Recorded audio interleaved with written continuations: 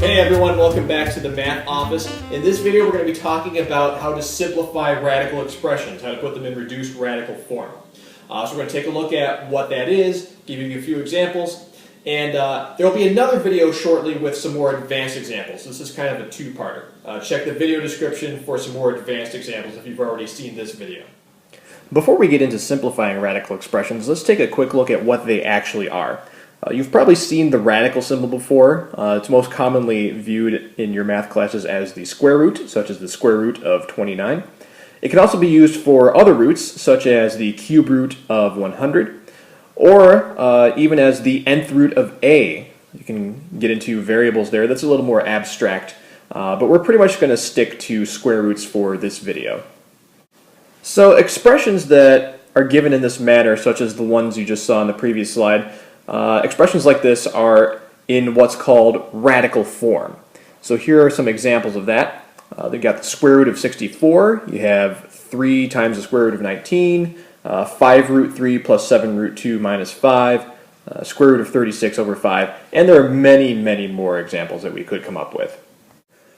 Now, simplified, or what's referred to as reduced radical form, is when a radical expression is given in its lowest terms possible. So, for example, the square root of 32 is certainly a radical expression, but it is not in reduced radical form.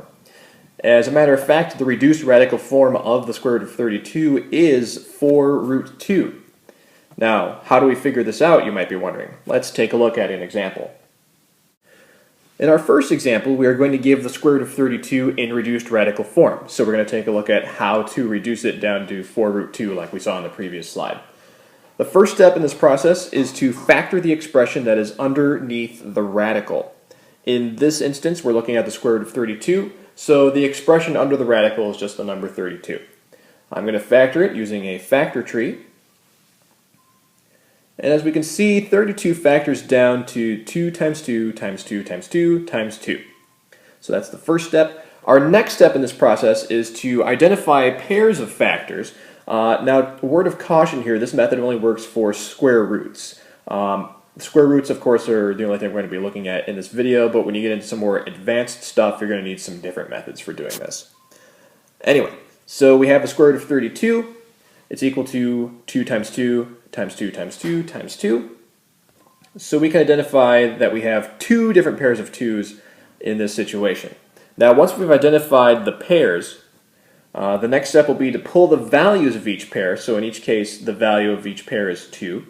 We're going to pull it to the outside of the radical and multiply those numbers together. Now, keep in mind, when you pull a pair out to the outside of the radical, you have to cross them out underneath the radical. So basically, you're exchanging a pair of 2's under the radical for a 2 on the outside of the radical. Okay, so this reduces down to 2 times 2 on the outside of the radical, and then we still have 1 2 left underneath the radical. So we have 2 times 2 root 2. We multiply those together and we get 4 root 2. And that is how we manage to reduce the square root of 32 down to 4 root 2.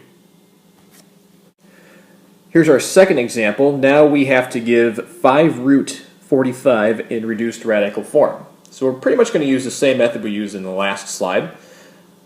We have 5 root 45, and we are going to factor 45 down since that is the expression underneath the radical. 45 factors down to 3 times 3 times 5, so 5 root 45 can be rewritten as 5 root 3 times 3 times 5. Next, of course, we identify a pair. We have a pair of 3's in there.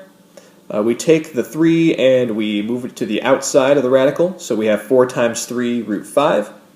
Just multiply the 5 and the 3 together, and we have 15 root 5. And that is our simplified expression, our reduced radical form. This will be the last example for this video. Now we have to give 9 root 98 plus 5 root 162 plus 2 root 12 in reduced radical form. So pretty much what we're going to do here is take those 3 expressions and we're going to work with them separately. So we're going to do for each of these expressions what we've done in the first 2 examples and just factor the expressions that are underneath the radicals. We're going to look for our pairs, and then we are going to pull those values to the outside. So each of these expressions reduces down, And we have 63 root 2, 45 root 2, and 4 root 3.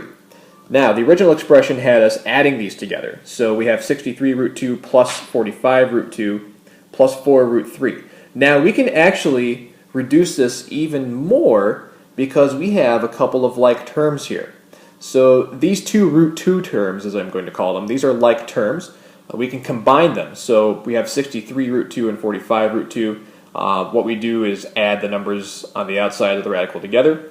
Also note that 4 root 3 is a different term. It is a root 3 term, so it cannot be combined with the other two terms, which are root 2 terms. So all we do now is add our root 2 terms together, so we have 108 root 2. And then 4 root 3 can't be combined, and it's in its reduced radical form already, so this is as simple as our answer can get. So the reduced radical form of our original expression is 108 root 2 plus 4 root 3. Alright, so that was some basic examples of how to simplify radical expressions, put them in reduced radical form.